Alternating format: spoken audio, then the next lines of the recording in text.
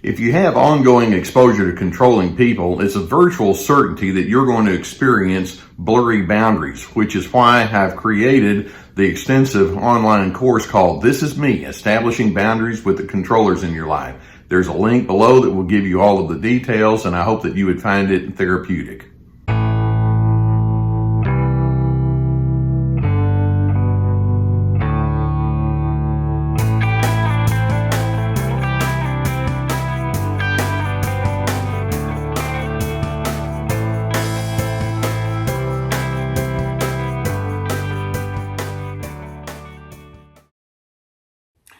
It's difficult enough when you have to deal with an individual who has strong narcissistic tendencies on a day in, day out basis. Their natural tendencies tend to wear you out as it is. I mean, nobody likes to be on the receiving end of their controlling messages, and that's such a central part of how they engage with you. They're terribly selfish. These individuals lack empathy. They have an attitude of entitlement. They're manipulative. They're highly defensive. And when you keep bumping into those kind of ingredients, it's like, how much do I have to endure this? It's just not possible to have reasonable relationships with someone like that. Now, why don't we just go ahead and take this and add a little bit more bad news to it? I know it's kind of sad to say it. Sometimes strongly narcissistic individuals can cross the line and also add to their narcissism strong sociopathic tendencies. Now, in modern parlance, we refer to the sociopath as the antisocial personality disorder, but we're talking about taking narcissism to an even darker place. And if you're regularly associated with someone who has strongly sociopathic tendencies, my heart goes out to you. Basically, when we talk about someone who has a strong sociopathic bent, we're talking about someone who has great difficulty engaging appropriately inside societal norms. They just don't care about that.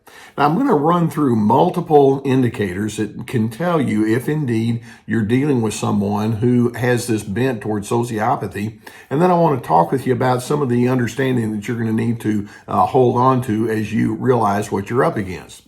Now, first and foremost, when we talk about someone who's strongly sociopathic, we're going to say that these are individuals who are callous in the way that they engage with you. And when I say they're callous, what I mean is they're just totally uncaring to the point of cruelty. We often refer to these individuals as just being cold-blooded. They have just a stark disregard for you. They don't care about who you are and what you feel. Now, they can sometimes give the appearance of that when they're in their charming and mode and they're setting you up, but they don't care about you, and that's their beginning point. Now, beyond that, these are individuals who have no appreciation for standards of right and wrong. In fact, if anything, they may come out and say, well, I am the standard. And so whatever I say, whatever I pronounce is what is. And I'm going to be the one who establishes who will be and what will happen. And who knows where that's going to lead.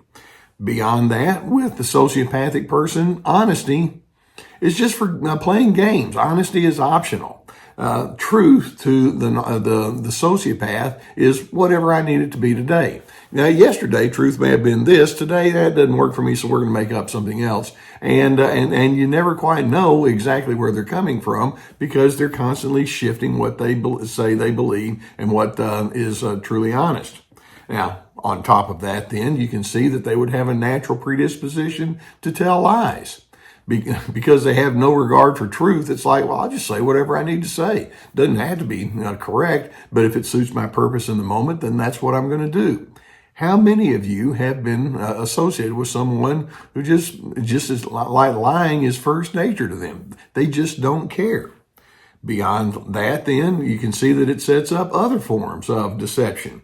Whether it's hiding certain facts from you, being a secret keeper, they can rationalize all sorts of things from you, and they can be extremely evasive in the way that they engage with you. You don't need to know what's going on with them. They don't really want you to be inside their business. Then on top of that, they're going to use a lot of blame. And shame. They'll accuse you of all sorts of things to keep you on your heels. And by the way, many of their blaming and shaming and accusing kinds of comments are projections. They'll see in you what they don't want to see within themselves. For example, they may say something like, you never did care about anybody, and you're only out there for yourself. And of course, they're making a confession, but of course they don't see it that way. On top of that, they are unfazed by your pleas for decency. You can come along and say, can we stop this nonsense? And they'll think, yeah, there's only one nonsense that's in this equation, and it's you. And when you plead with them to shift in their approach, it's like, not impressed. On top of that, they have predictably unpredictable anger. Now, one of the things that's extremely common with individuals inside sociopathy is that they can be triggered very easily. They can be very impulsive with their anger. You may think that they're having a pretty good day, and then boom, something can happen, and it comes out hard. Most sociopaths are very openly aggressive in the way that they communicate their anger. Sometimes you'll have a covert narcissist who may not be as inclined toward overt aggression, although sometimes they can. And these individuals will have a lot of passive aggressiveness and non-compliance in a very deliberate and mean kind of way. And so, but nonetheless, the anger is extremely prominent. Now, on top of that, because their conscience is turned off, they don't have any ability to learn. They don't have enough of an introspection. They can intellectualize things, but they don't think, I need to figure out what's going on inside of me. That doesn't even cross their mind. And then in addition, these are individuals who are very willing to take risks, rules or common sense, in many of the ways that they engage with, people and events and circumstances and their social skills and all the rest. Rules and common sense just don't matter. It's whatever I want in the moment. So that's what we're looking at when we're talking about someone with a strong sociopathic bent. And like I say, these individuals predictably could not care less about the disarray that they generate. So that being the case, remember, these are people who can appear short-term to be friendly and charming. And in fact, sometimes they'll even use that against you. Look at how nice I've been to you, or you're the troublemaker, not me. Everybody likes me. And so they use that as part of their deception and manipulation toward you. What kind of conclusions do we need to draw so that you don't get so sucked in by all of their pathology that they bring? Well, first and foremost, and it's sad to draw this conclusion about anyone, but we're going to say sociopaths are bad news, and just hold on to that and just receive it as truth. That being the case, also recognize these people are severely damaged from the inside out. Sometimes they can have a strong genetic predisposition towards this, and then there can be other factors that cause them to turn into being so calloused. But nonetheless, these are damaged souls, and they're not anywhere close to being able to come to terms with what that means. That being the case, these people will not take responsibility for who they are. They're too entitled for that. And so for you to say, well, I need you to take responsibility, save your breath, it's not going to work. Whatever suggestions you offer to them will be ridiculed. That's just a guarantee. Smugness is ever present. And then sadly, they tend to bring a sadistic feature to relationships. And by sadistic, I mean they take delight in seeing you in pain. They love it when you squirm. And so the more you show them that they're getting to you, they're thinking, oh, this is a good day. It's a terrible way to think, but that's where they are. Your boundaries will mean nothing to them other than them taking it as a challenge to destroy you and show you who's boss. They're not just irresponsible. These people are dangerous. They can be hostile. They can be aggressive to the point of violent. And like I say, that their anger is very easily invoked. And so you want to constantly keep that in mind. Now, like I said at the beginning, narcissism is difficult enough, but then when sociopaths take that narcissistic tendency all the way into the dark place, that's some place you don't need to go. These people operate with no conscious guiding them, and like I say, reasoning just doesn't work. That being the case, there's one primary thing that you're going to need to hold on to as you figure out how to respond to these individuals, and that's simply have consequences. The consequence is if I'm going to be treated in this vile and disdainful way, then I don't need to expose myself to that. And so you want to be as separate and distinct as possible as you can when you realize that that's what you're dealing with.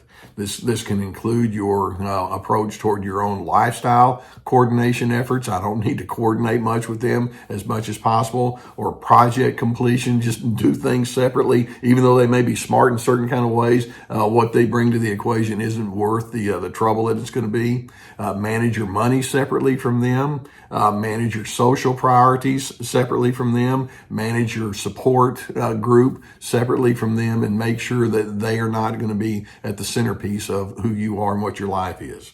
Now, whenever you do have these consequences and show yourself to be distinct, just factor in they're going to be mad at you, and they're going to think you're an idiot, and they're going to be insulted by your distinctions. Okay, that's just where they are. They're going to be that way regardless of who the person is in front. Keep in mind, you will be offensive when you show yourself to be independent. Isn't this awful that we have to think this way? And yet there are so many individuals who choose to live life with this tendency leading the way. So accept the truth of their internal brokenness, and then simultaneously remind yourself, this is why we need Team Healthy. We need individuals who will say, I want to be responsible and I want to be committed to dignity and respect and civility. You know, Dr. C, DRC, stands for dignity, respect, and civility. I'm not supposed to be that way. I want to be that way.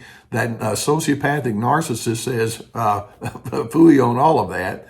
And it's like, okay, that being the case, I can't be with you, but I'm going to be my own separate person nonetheless, and you'll be a better person for it. Now, I hope that videos such as this can give you some awareness of some of the difficulty you may be up against. I mean, we're here to give you information so that you can move on to a much better way of life. I so appreciate you letting me be on your journey with you. Hit that subscribe button and the notification bell that goes along with it, and we'll keep more videos coming towards you. Now, many times when you're dealing with something like this, you could use some help. I've been sponsored for years by the people at BetterHelp.com. It's an online therapy resource. There's a link below that will take you to their website. We found that ever since the pandemic, that online therapy is very popular. It's very accessible. And so if the need is there, go through the link, answer the questions that they ask, and then you get to select a therapist that can work with you. It can be so helpful for someone to say, let's talk about who you are, what you're dealing with, what your needs are, what inner strength we can tap into, get the help that you would need. Now, I'm retired from my therapy practice, but in my retirement, I put together some online courses. And these are very extensive, and they make use of my 40 plus years in the therapy office. Each course has at least 25 recorded videos, along with guided questions and handouts. We have anger games. This is me. That's about those boundaries I'm talking about. Free to be, being yourself despite their controlling ways. Ready, set, connect, having healthy connections. And so there are links below that will take you to those courses. In addition, on my website, you'll find access to my webinars, which are 90-minute presentations of a very different nature, and they've proven to be quite popular. So you might want to look into those on the website, along with access to my podcasts, my articles, my books, lots of resources.